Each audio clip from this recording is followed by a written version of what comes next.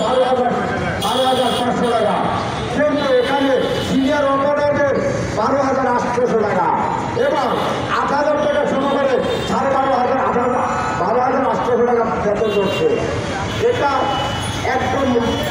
মানবিক এবং শ্রমিকদের সাথে একটা তামাশা এবং বাংলাদেশের আইনগতভাবে আমি মনে করি সভামন্ত্রীকে দৃষ্টি করে বলছি, আপনি আমাদের সাধারণ শ্রমিক এবং শিশু শ্রমিক এদেরকে যেভাবে খাওয়াচ্ছে এই চায়না কোম্পানির মালিক, এই মালিককে গত 3 দিন আগে বহিরাগত মাস্টার 2 থেকে 250 ছেলে মেয়েকে 3,000 শ্রমিকের ভিতরে 2 থেকে 250 বহিরাগত মাস্টার ঢুকিয়েছে, ঢুকিয়ে ফ্যাক্টরি ভাঙচুর করেছে। প্লাস আমাদের একটি নারী শ্রমিক সে তার যে স্বীকার করা